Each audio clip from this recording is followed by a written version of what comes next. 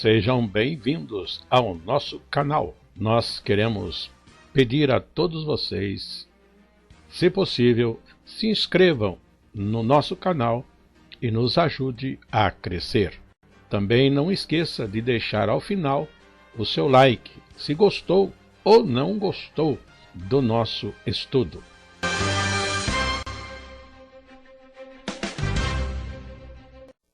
O programa a seguir é de inteira responsabilidade de seus idealizadores e apresentadores.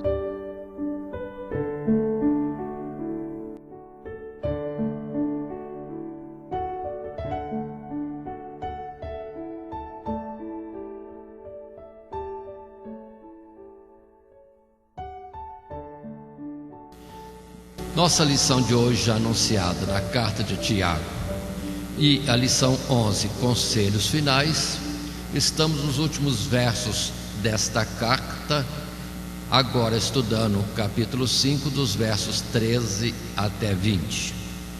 O texto áureo proposto para nós está no verso 13, e que diz: está alguém entre vós aflito? Ore. Está alguém contente? Cante louvores. E na sequência vamos desenvolver esta lição em 3 subtítulos.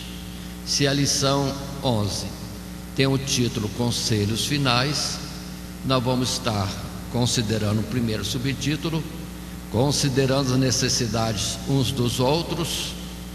Em seguida, perdão e cura na comunhão. E terceiro subtítulo, convertendo os desviados. Assim, dentro dessa sequência, nesse texto podemos estar lendo. Na última lição sobre a epístola de Tiago, estudaremos importantes conselhos sobre a vida em comunidade, tão importante para os cristãos que vivem como estrangeiros dispersos num mundo tão alheio à graça de Deus e que a todo tempo procura nos embaraçar. Veremos nestes últimos versos a importância do amor fraternal na demonstração de interesse e cuidado de uns pelos outros, e a necessidade da oração para que a comunhão dos crentes seja verdadeiramente frutífera e abençoada por Deus. E o subtítulo 1, considerando as necessidades de uns dos outros, estar atento às necessidades em nosso redor, aos particulares de cada momento, de cada um dos nossos irmãos no meio da comunidade. Os versos 13 até 15, nesse primeiro momento, dizem para nós, agora a leitura bíblica: está alguém entre vós aflito? Ore. Está alguém contente? Cante louvores. Está alguém entre vós doente? Chame os presbíteros da igreja e orem sobre ele, ungindo-o com azeite em nome do Senhor. E a oração da fé salvará o doente, e o Senhor o levantará. E se houver cometido pecados, ser-lhe-ão perdoados. Aí está o nosso texto, e já de antemão lembremos que poucas ações, procedimentos figurados foram deixados para nós quando se manifestou a plenitude do Evangelho em Cristo Jesus. Antes, tantos rituais, muitas ordenações, todas elas figuras das coisas de Deus, daquilo que é de ordem celestial, e na figura de um procedimento na terra, especialmente no que temos nos santuários, nos rituais que Deus deixou para nós através de Moisés e depois em prática colocada pelos profetas. Mas no chamado Novo Testamento, após a plenitude da revelação de Deus a nós, poucas figuras ficaram, como o batismo em águas, é uma figura, um procedimento ritual que o Senhor determinou. não com a rigidez de Levítico, mas o descer as águas para demonstração de arrependimento e confissão de pecados para ter o perdão, como também lembremos da Santa Ceia do Senhor Jesus, outro ritual que permaneceu, e também a unção com o azeite, que os discípulos aplicavam segundo a ordem de Deus e segundo que Jesus mesmo instruiu a eles, eles deram prosseguimento, como Tiago aqui mostra, que era uma ação comum entre os cristãos. E aqui não fazemos diferenciação os de origem israelita ou gentílica, era dentro do Evangelho. Agora atentem bem, nesta mesma palavra, muitos rituais nós vemos hoje, muitos procedimentos, mas não está na Bíblia, são coisas que os homens colocam, e a gente precisa um pouquinho de cuidado nisso, porque alguma coisa pode não ter sentido, ou não justificar a aplicação do ritual, da figura, em outras coisas. Perdoe-me dizer desta forma, mas muitos têm o costume de ungir chave de carro, chave de casa, ungir isso, ungir aquilo. Não é. A unção fala de graça de Deus, operação do Espírito de Deus, que é vida e é destinado à vida, e não para coisas inertes, próprios daquilo que é do mundo mesmo. Então precisamos ter cuidado com isso, muito cuidado nesse particular. E se querem que a casa, o carro e outras coisas sejam abençoadas, ora ao Senhor. Podemos ajudar a esses que têm essa vontade e essa preocupação de buscar do Senhor a bênção para eles, mas ungir não é adequado, não é. O uso da unção é outro sentido. E perdoe-me dizer, o derramar óleo para consagração de alguns, nós não temos isso no Evangelho.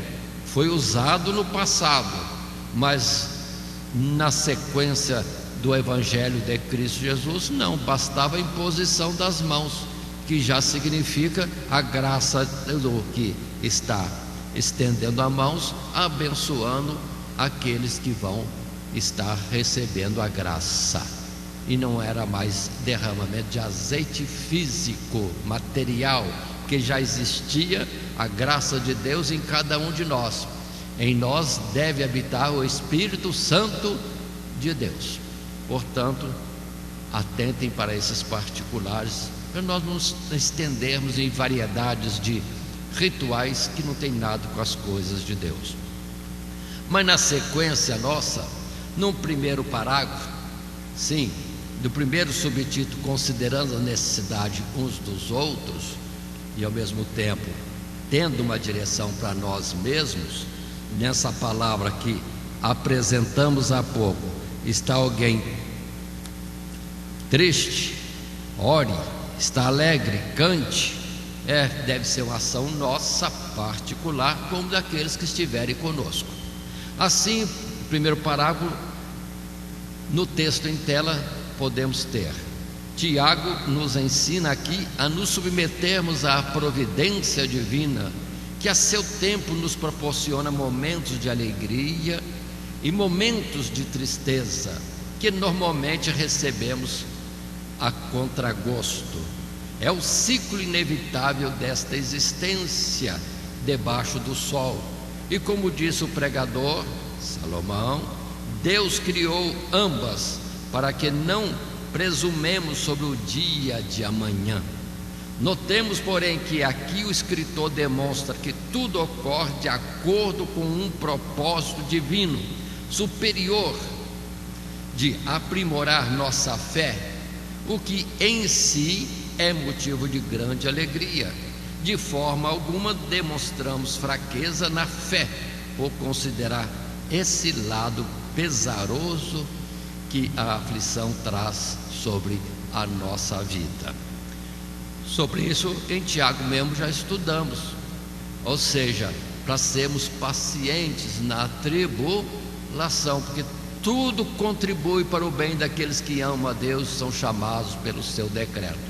É difícil, é doloroso, traz tristezas, perdas possivelmente, mas é Deus trabalhando no nosso ser e devemos nos alegrar nisso, como Paulo chegou também a dizer, com respeito à tribulação, que traz paciência, a paciência traz experiência, e na experiência é derramado, ou temos a graça de Deus confirmando a sua consolação e ajuda em todos os momentos. Mas dentro deste particular, se há momentos de tristeza e momentos de alegria, temos a palavra em Eclesiastes, sim, no capítulo 7 e verso 14, que coloca para nós, numa palavra breve, que Salomão deixou, e que diz para nós desta forma: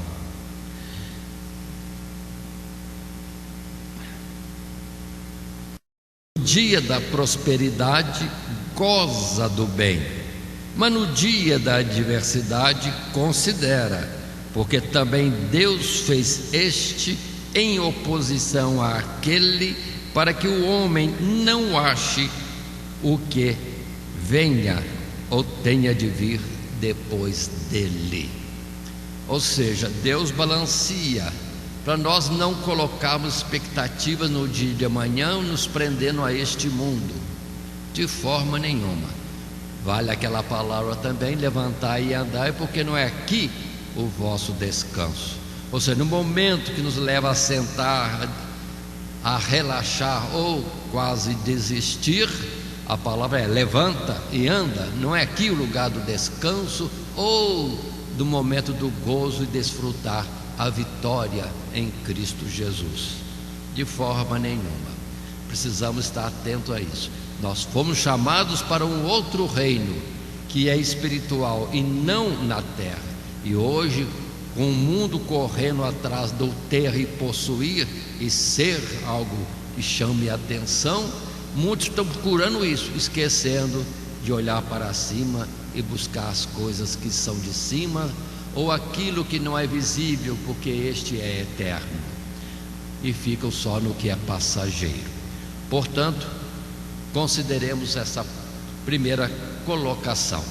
E continuando no segundo parágrafo, dentro da nossa lição também, está o texto que diz: mas a lição mais importante aqui é aquela que o apóstolo Paulo também expressa em suas cartas, sobre demonstrarmos interesse e cuidado pela condição dos irmãos, especialmente daqueles que estão em necessidade, em tristeza, ou na palavra usada por Tiago, aflição. Não se trata apenas de uma questão sentimental, como muitos pensam, de dar atenção a indivíduos carentes e emocionalmente frágeis. É uma exortação geral a ser seguida por todos os irmãos e cujo fundamento está no amor fraternal não fingido, que é a vida e essência da igreja.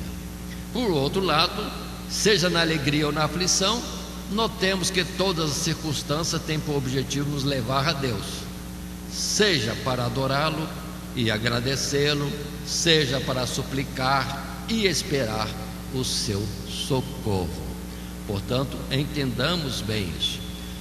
A palavra nos chama a atenção para atentarmos no que é dos outros e não naquilo que é propriamente nosso.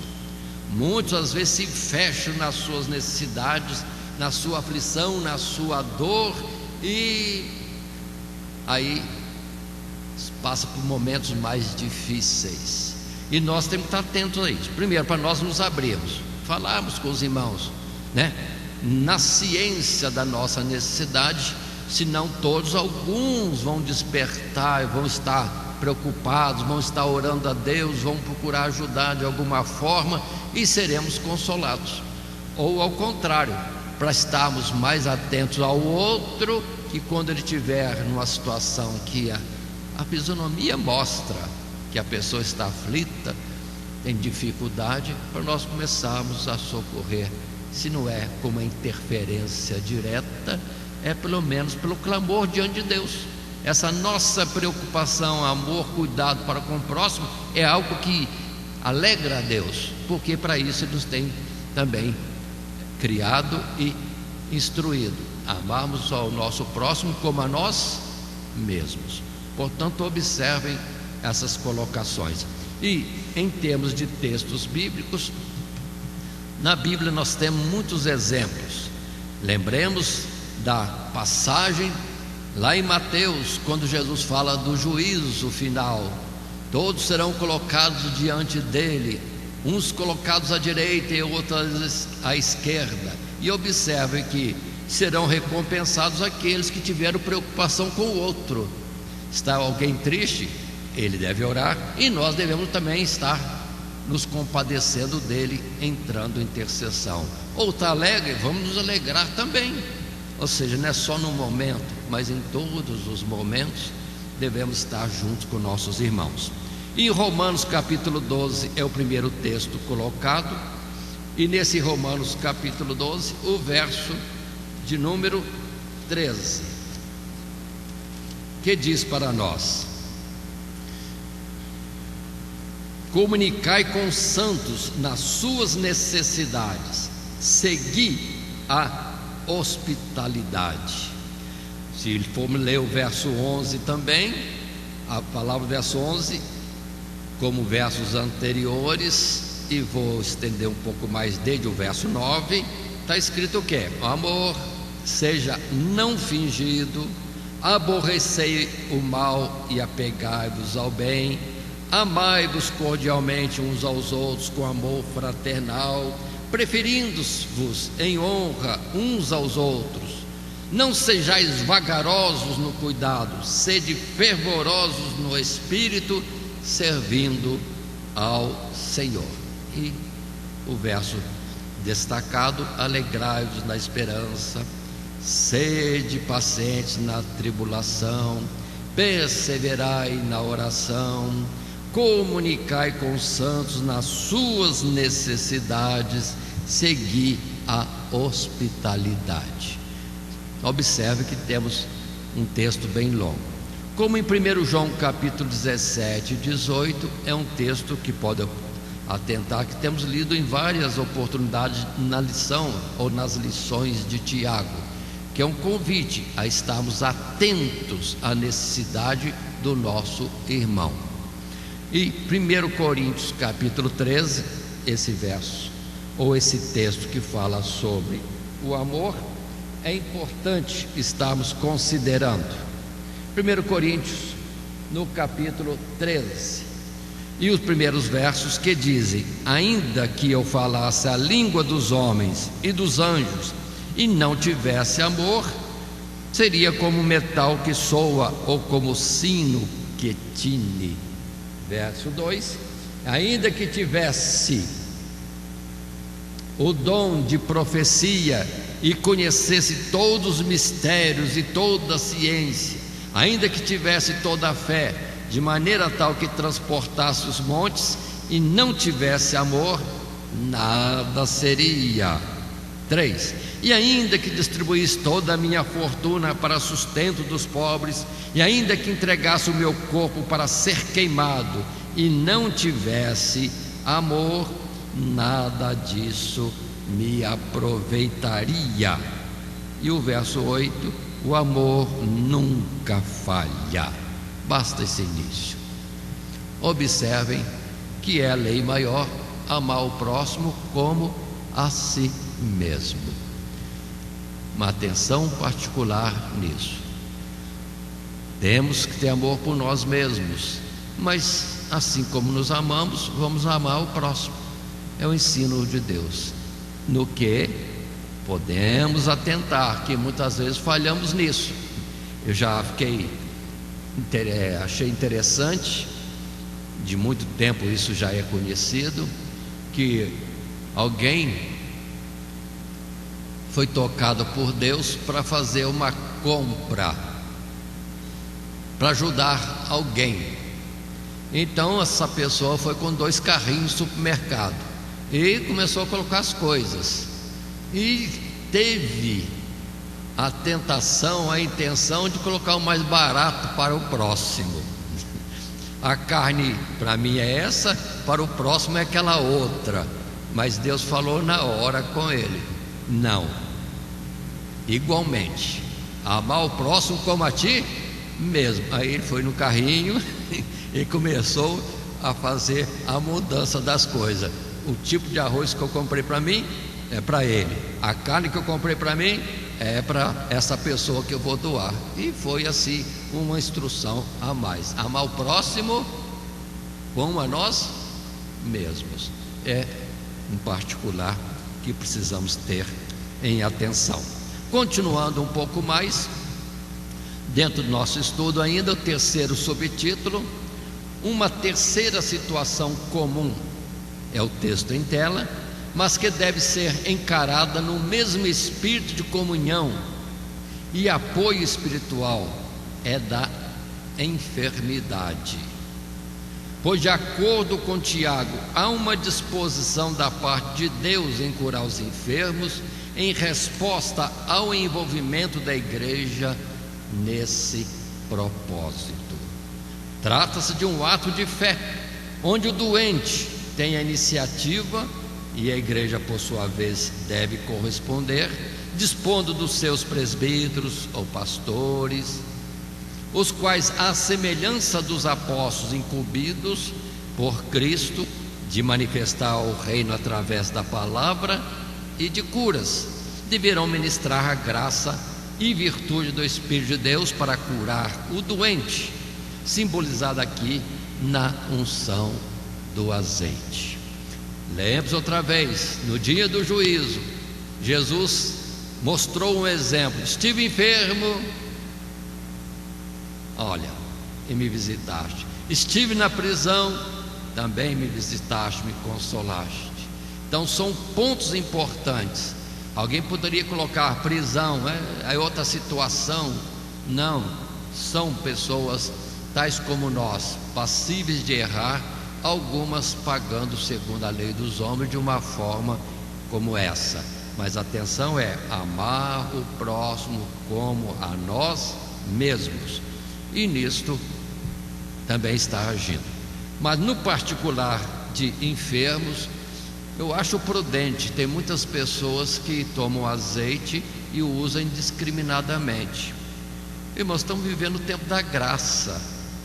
Sim, não precisa usar o azeite como se isso fosse a condição essencial para alguém ser curado. Não. A palavra diz os obreiros, os presbíteros. Então vamos estar um pouquinho mais humilde e não ficar usando o azeite que se entende como sendo uma atribuição dada aos obreiros da igreja, ao presbitério. Agora, eu não sou, vamos dizer assim, do presbitério, não posso orar? Posso. Posso estender minha mão? Posso. O enfermo vai ser curado? Vai, porque o que importa é a graça de Deus em nós. Agora, alguns, às vezes, tendo essa ousadia, não é ousadia somente, às vezes é um pouquinho de soberba, de achar-se que tem condição e está autorizado a usar o azeite como se fosse um obreiro da casa de Deus. Não vou fazer juízo, eu só recomendo. Se fosse eu não usaria o azeite, iria visitar, iria orar e crendo que Jesus poderia curar, não pelo azeite que eu estaria usando, mas sim pela graça de Deus em nós, porque maior do que o azeite físico, que é apenas um símbolo, estaria comigo a unção do Espírito de Deus. Espero que me entendam e não que esteja fazendo um juízo, mas mostrando que precisamos ser um pouco cuidadosos, porque muitas vezes pessoas diversas usam indiscriminadamente e às vezes o testemunho de vida não é correspondente para estar usando o azeite, que é símbolo do Espírito Santo de Deus. E aí, mais uma vez, azeite, irmãos, é unção. Onde que está o símbolo de Jesus moído por nós? Muitos esquecem isso. Está lá em Isaías 53: Ele foi moído pelas nossas iniquidades, o castigo que nos traz a paz caiu sobre ele e fomos sarados.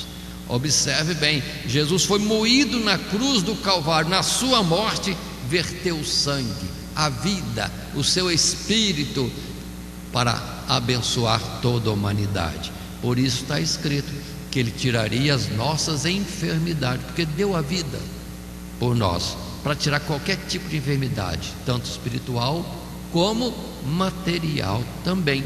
Então precisamos sempre estar usando o azeite, os obreiros e os demais que podem solicitar a unção de que estamos falando Jesus morto por nós, para que a virtude dele venha nos trazer cura, vida e vida com abundância. Portanto, vamos aplicar mais a simbologia com entendimento, e às vezes tendo que explicar para as pessoas o que está acontecendo, que às vezes a pessoa é ungida e nem entende, fica achando que o azeite é bento, o azeite é santo, é consagrado. Não é bem isso. A essência não está no azeite, está na graça de Deus, porque Jesus foi moído, assim como a semente é moída e dela verte o óleo, que seria a sua vida para dar sequência numa planta. E Jesus foi assim. Ele é o grão de arroz, o grão de trigo que tinha que cair na terra. Se eu não morrer, se a semente não morrer, não produz um benefício maior. Portanto, é usando azeite com entendimento. E a palavra em Marcos capítulo 6, verso 3, atentem que há outras referências talvez melhores do que essa, e deixo com os professores para procurarem e utilizarem adequadamente quando temos a prática da unção com o azeite. Marcos capítulo 6 e o verso 13, que diz assim, vou ler o verso 12 também: e saindo eles, pregavam o povo que se arrependesse, e expulsavam muitos demônios, e ungiam muitos enfermos com óleo, com azeite, e os curavam. Observe bem, era quando Jesus destaca os seus discípulos para irem à sua frente, levando a pregação do Evangelho, antecipando-se a ele na visita aos povoados, às aldeias. Observe bem, expulsava os demônios e ungia os enfermos com óleo, com azeite. Azeite, irmãos, é o óleo da azeitona, assim como existe o óleo do amendoim, do arroz, do milho, etc. Ou seja, a essência da vida da semente foi retirada da semente. Assim de Jesus, a essência de virtude dele veio, vazou para nós com a sua morte na cruz do Calvário. Perdoe, eu vou falar uma palavra aqui, mas só para os irmãos entenderem que chega a absurdos quando alguém não entende e aplica indiscriminadamente alguns rituais que Deus determinou e usa de qualquer forma, em qualquer situação. Observe, nesse verso, expulsavam muitos demônios e ungiam os enfermos. E não é que tem gente que fica ungindo endemoniado, dizendo que o demônio tem que sair com a unção do azeite? Alguma coisa está errada aí.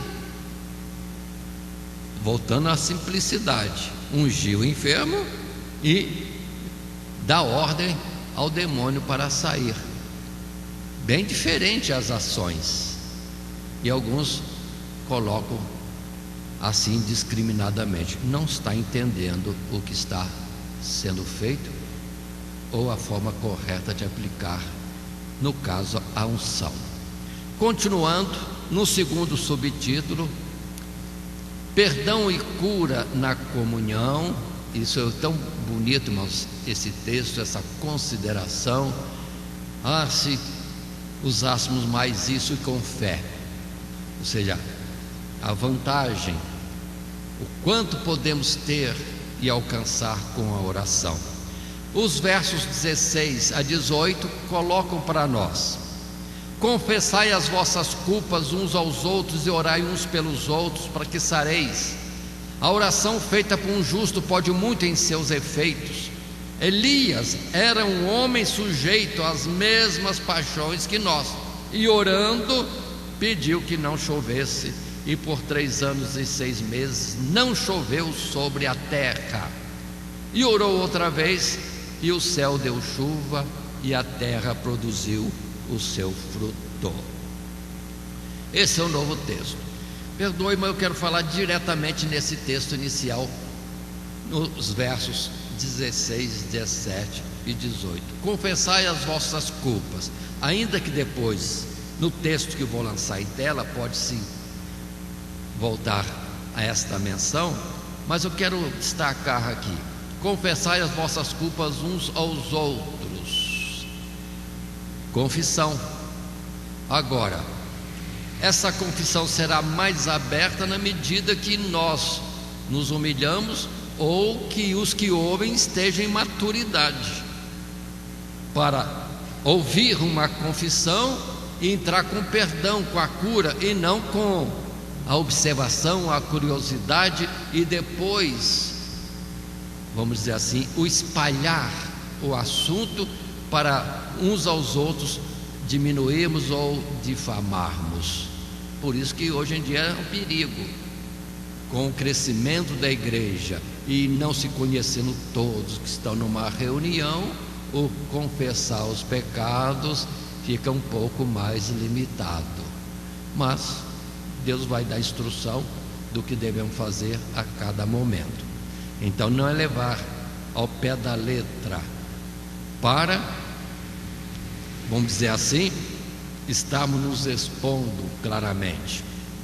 Nem todos estão preparados para ouvir, e isso depois será escândalo e difamação no meio do povo. Quem dera que o povo todo, sem exceção, fosse maduro para ouvir e entender a miséria, a dor, o perigo em que aquela alma que confessa esteve passando, para se alegrar diante de Deus pelo arrependimento e clamar pelo perdão junto com o ofensor. Mas não está sendo assim, então cuidado. E hoje em dia também tem outras questões mais, né? Que às vezes a falha não é de um só, é de mais de um. Aí eu estarei confessando e apontando o outro também. Portanto, vão com calma, vão buscar a graça de Deus. Não é como se faz no catolicismo romano, em que alguém conta para o outro homem todas as suas misérias e acha que vai ter o perdão daquele homem. Não é isso que Jesus falou, não é isso. E daí veio depois o domínio dos líderes religiosos sobre as pessoas, porque sabia das suas misérias, das suas falhas e etc. Aí, em vez de cura, trouxe opressão do mundo religioso, de líderes religiosos sobre aqueles que se sujeitavam como quem quer a bênção e ficaram debaixo de julgo. Então precisamos ter muito cuidado nesse particular. Mas orando haverá perdão, é onde a igreja deve participar. E outra colocação no verso 17: Elias era homem sujeito às mesmas paixões. Não quer dizer que Elias pecava como nós pecamos também, meu irmão. Tem gente que fala assim: Elias também pecou, Davi também pecou, então eu posso pecar e depois Deus vai perdoar. Não é isso não, isso aí já é tentar a Deus, já é como estar, vamos dizer assim, utilizando o que temos da parte de Deus na possibilidade de perdão como liberdade ou libertinagem no nosso modo de viver. De forma nenhuma. Elias sim era fraco, mas não tem faltas como Alguém queria poder dizer: não, Elias também falhou. Mas qual foi a falha de Elias? O sentido é: ele é tão frágil como nós, poderia ter pecado como nós, mas não está dizendo que ele pecou e que nós temos também possibilidade, permissão de pecar, que depois Deus dá um jeitinho de perdoar. Não brinquemos com Deus de forma nenhuma. Precisamos ter esses cuidados.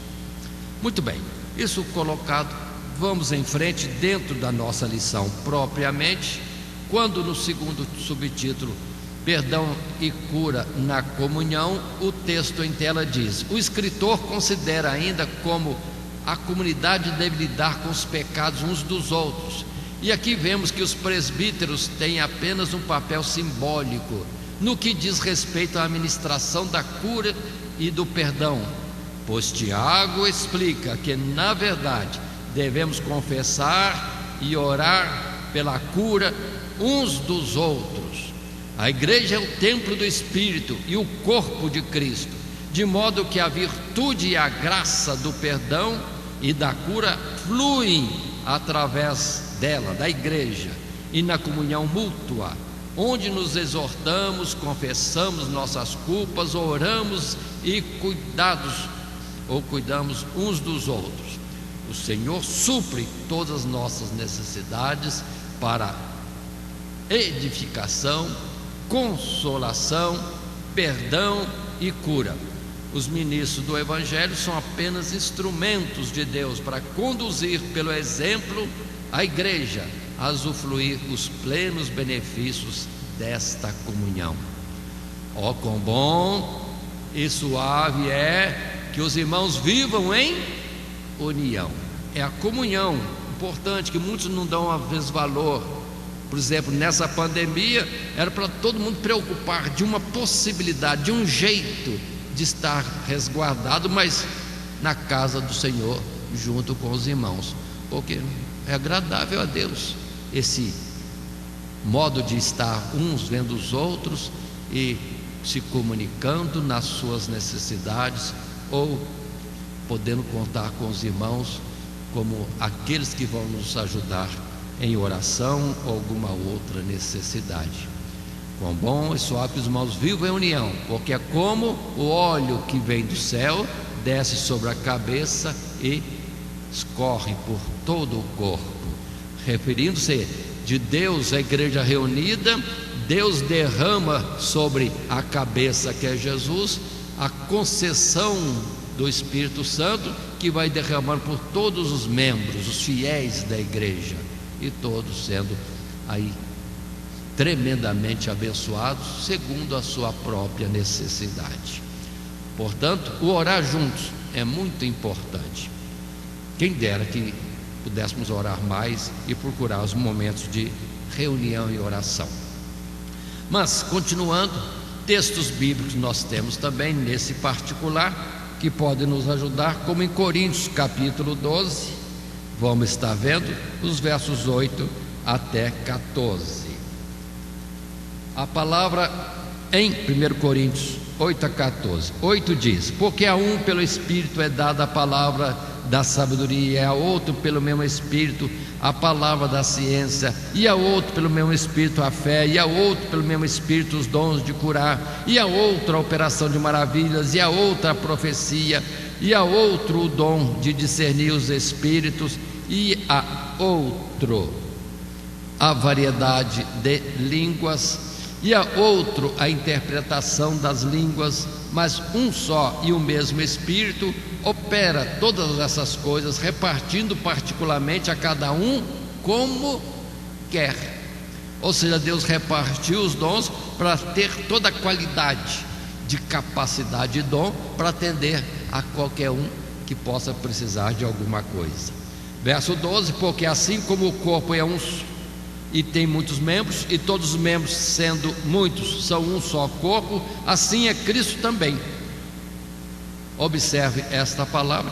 E continuando: pois todos nós fomos batizados em um Espírito, formando um corpo, quer judeus, quer gregos, quer servos, quer livres, e todos temos bebido de um Espírito, porque também o corpo não é um só membro, mas muitos. E aí volta a gente a contemplar a nossa estrutura, cada um contempla a sua, quanta variedade nos membros, quanta capacidade diferente nos órgãos, cada um com função totalmente diferente, mas são diversas coisas funcionando diferentemente para atender toda e qualquer necessidade do corpo. Essa é a verdade. Agora coloquemos no sentido espiritual. Por isso, os irmãos se unindo, reunindo e orando, ou juntos adorando a Deus, ou procurando a Deus, pode saber, isso alegra a Deus, e daí vem o derramar da sua graça abundantemente. E isso também está em Efésios, no capítulo 4, no sentido de que Jesus, sim, tendo morrido, levou cativo o cativeiro. É importante essa palavra do capítulo 4, verso 10 a 16. Assim diz a palavra: aquele que desceu é também o mesmo que subiu acima de todos os céus para cumprir todas as coisas. E ele mesmo deu uns para apóstolos, e outros para profetas, e outros para evangelistas, e outros para pastores e doutores, querendo o aperfeiçoamento dos santos para a obra do ministério, para a edificação do corpo de Cristo, até que todos cheguemos à unidade da fé e ao conhecimento do Filho de Deus, e a varão perfeito, à medida da estrutura completa de Cristo, para que não sejamos mais meninos inconstantes, levados em roda por todo o vento de doutrina, pelo engano dos homens que com astúcia enganam fraudulentamente. Antes, seguindo a verdade em amor, cresçamos em tudo naquele que é a cabeça, Cristo, do qual todo o corpo, bem ajustado e ligado pelo auxílio de todas as juntas, segundo a justa operação de cada parte, faz o aumento do corpo para a sua edificação em amor. Variedade de dons. Como numa comunidade ou numa empresa, a variedade de conhecimentos e capacidades é que leva que as coisas se desenvolvam. Ou seja, numa comunidade ou empresa, ou mesmo na igreja, um sabe pintar, outro sabe mexer com o som, outro mexe com os aparelhos de mídia, outro já vai entrar na marcenaria, outros, e essa variedade é que contribui para que não haja falta no meio da igreja. Irmãos, estamos vivendo um tempo que muitos não viveram. Quero dizer, um tempo que mudou de um passado para cá. Isso que eu quero dizer. Porque antigamente a gente não precisava ficar contratando. Perdoa, não estou falando nada para os profissionais, não. Estou censurando nada, só considerando. A igreja é tão unida que quando vamos construir um prédio como esse, tinha tudo na igreja. Tinha um mestre de obra, tinha o servente, tinha o pedreiro, tinha o azulejista, tinha o eletricista, tinha o pintor, tinha tudo. E os irmãos se ajudavam e o prédio ficava pronto, construído entre os irmãos. Era a união, era o amor, era a disposição de estar ajudando a comunidade. Isso existe menos. O que eu lamento é menos união, menos preocupação, menos ajuda. Porque também, com o terror do tempo que vivemos, muitos precisam do recurso na sua profissão para poder sobreviver. Aí a igreja está dando a resposta. É o tempo de igreja, comunidade, estar socorrendo aqueles que, de alguma forma, dependem do socorro financeiro, a título de pintura, de serralheria, disso, daquilo e daquilo outro. Perdoe dizer, mas só queremos colocar coisas diferentes. E em Efésios, um ponto importante que é útil a gente entender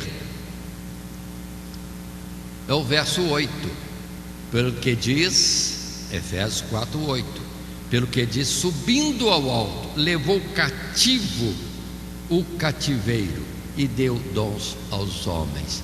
Muitos estão na ideia de que Jesus nos deu liberdade completa. Não.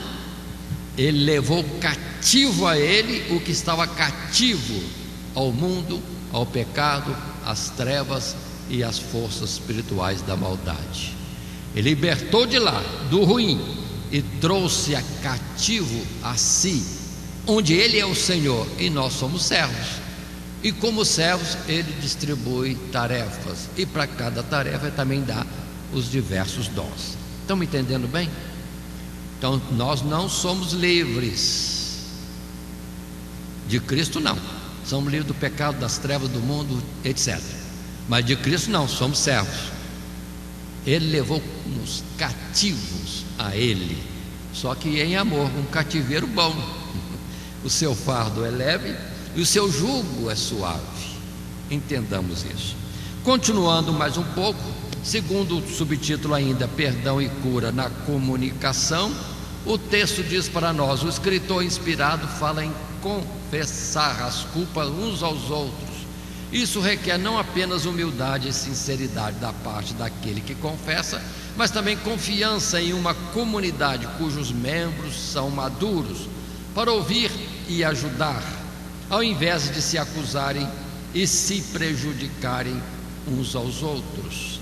Tiago fala em termos gerais: confessai as vossas culpas, que se trata de um exercício de piedade, onde nos dispomos não apenas a buscar ajuda para nossas próprias fraquezas, mas também no reconhecimento de que todos nós estamos sujeitos às fraquezas que acometem o próximo.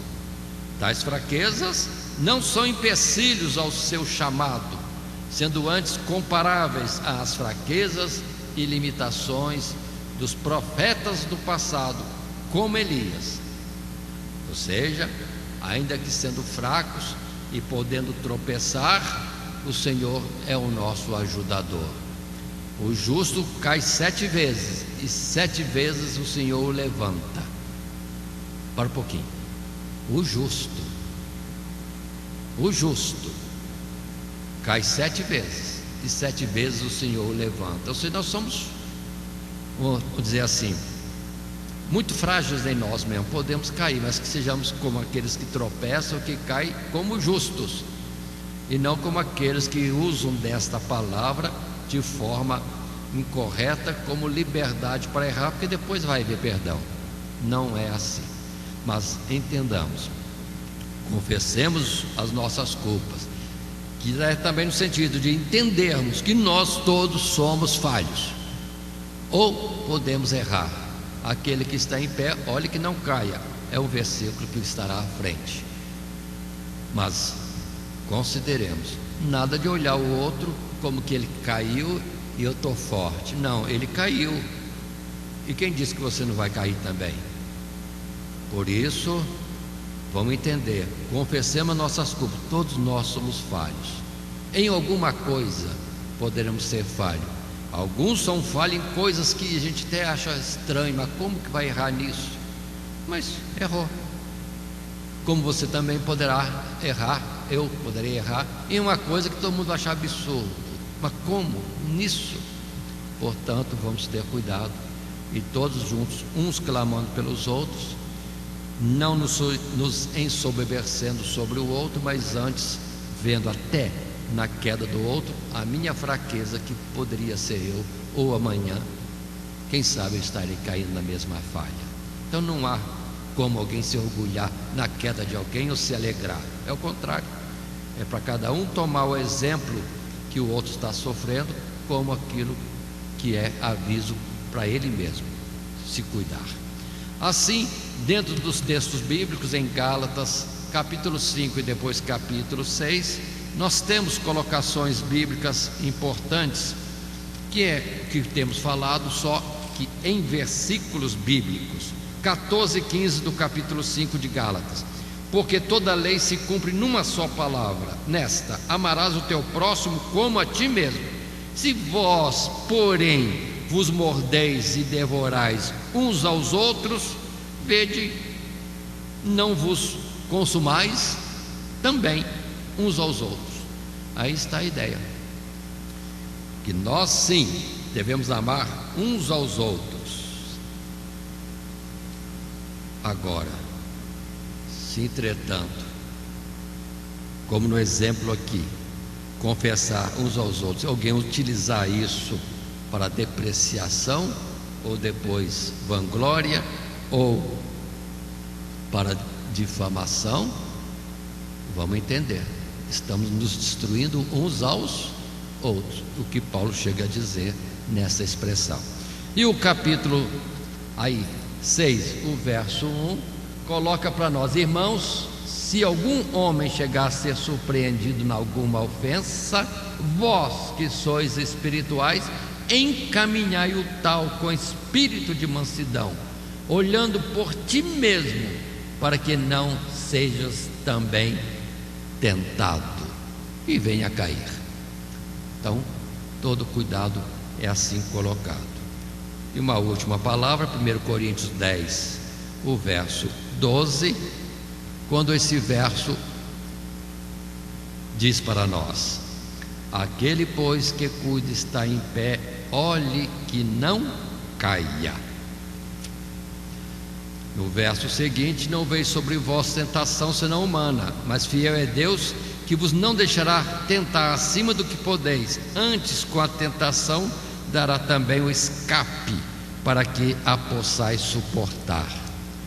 Meu irmão, numa tentação caiu, e aqui já tem a receita: clame ao Senhor para que Ele nos ajude a não cair, porque nós mesmos somos passíveis da mesma queda que o irmão, no que não tem nada que gloriar.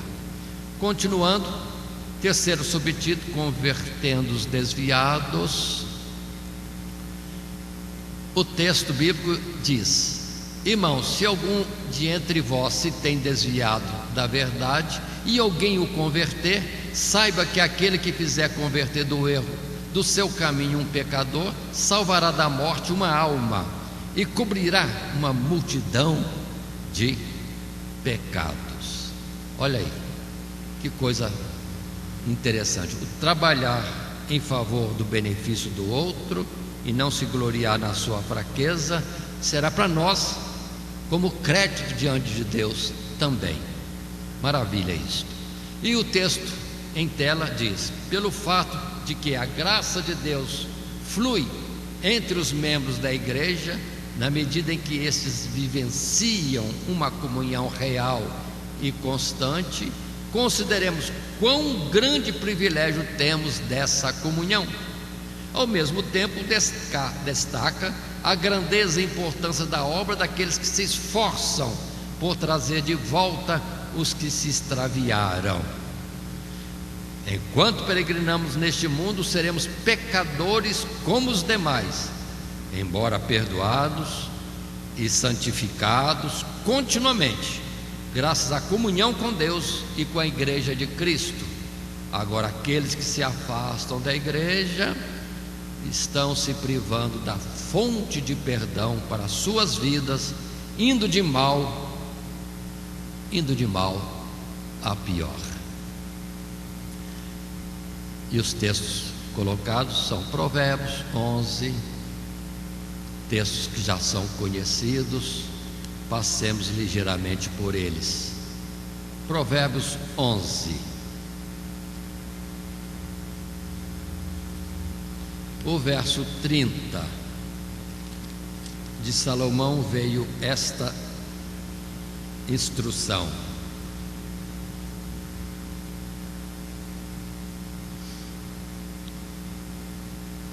o fruto do justo é árvore de vida, e o que ganha almas, sábio é. O 14, verso 25: a testemunha verdadeira livra as almas, mas o que se desboca em mentiras é enganador. E depois em 1 João, primeira carta de João, capítulo 1, verso 7 até o capítulo 2, verso 1, a mensagem é essa: se andarmos na luz como Ele na luz está, temos comunhão uns com os outros, e o sangue de Jesus Cristo nos purifica de todo pecado. Comunhão, andar na luz, andar em comunhão e somos perdoados. Não é para pecar, mas se pecarmos, temos um advogado diante de Deus. Assim posto, podemos estar concluindo essa nossa lição e o estudo de Tiago.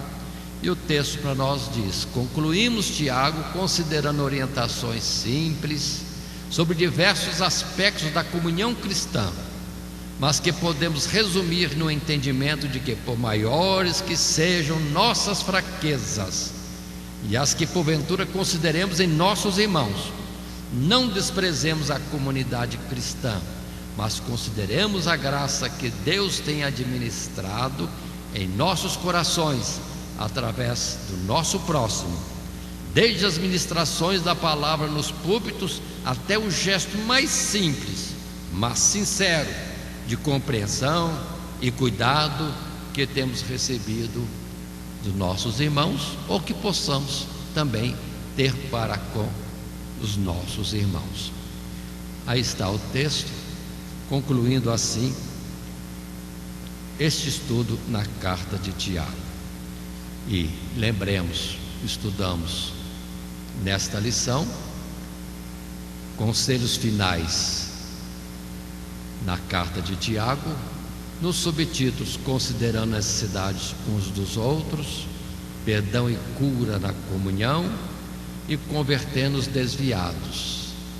Me ocorreu agora dizer, tem desviados que não estão fora da igreja, pode ter desviados dentro da própria igreja, percebendo necessidade em alguém, vamos estar ajudando. A primeira forma de ajudar é orando a Deus, pedindo graça para saber como ajudar eficazmente. E a nossa lição em um texto áureo diz para nós: está alguém entre vós aflito? Ore. Está alguém contente? Cante louvores. Tiago capítulo 5, o verso 13. E assim encerrando, que Deus os abençoe em Cristo Jesus. Amém. Primeiramente quero agradecer a todos que sintonizam o nosso canal. Canal voltado principalmente à transmissão, à divulgação da palavra de Deus. E ao encerrar o estudo desta noite, eu quero pedir a todos vocês, os que ainda não são inscritos em nosso canal, se inscrevam. Se inscrevam. Logo aí embaixo está aí a palavra inscreva-se. Clica nela. Somente isso. Se o estudo desta noite foi do teu agrado, você gostou, você concordou, clica aí no gostei. Gostei. Se você não gostou, é um direito seu. É um direito seu não gostar. Mas você pode manifestar isto. Para nós será importante isso. Saber que alguém não gostou. Clique no não gostei. Fácil. Não vai identificar você, nada. Simplesmente você vai expressar a sua opinião. Gostei, dedão para cima. Não gostei, dedão para baixo. E também pode, se você acha interessante compartilhar com seus amigos, compartilhe o nosso trabalho. Compartilhe. Aí embaixo, compartilhe. Você pode compartilhar no YouTube, pode compartilhar no Instagram, pode compartilhar no Facebook, pode compartilhar no Messenger, no WhatsApp. Vai simplesmente nos ajudar a crescer. Porque o nosso objetivo não é financeiro. Não é financeiro. Pode ver que os nossos trabalhos são todos sem fins lucrativos. Coopere conosco, nos ajude. Temos também os nossos blogs, a nossa emissora na web, a Rádio Net Grata Nova. Tudo isso você encontra aí embaixo na descrição do nosso vídeo, do nosso estudo. Dá uma olhada, todos os endereços estão aí, junto à descrição dos nossos estudos. E eu agradeço, primeiramente a Deus, por tudo que Deus tem feito nesses anos que nós estamos trabalhando na internet. E a você, que toda semana entra no nosso canal. Deus te abençoe. Todo dia, toda hora, muito mais prazer em ouvir. Radionet Grata Nova. Web Rádio, a qualidade que faz a diferença, cada vez mais necessária. Rede Grata Nova de Evangelização. Acesse nosso site www.horadadecisão.com.br. Hora da Decisão, tudo junto, sem acento.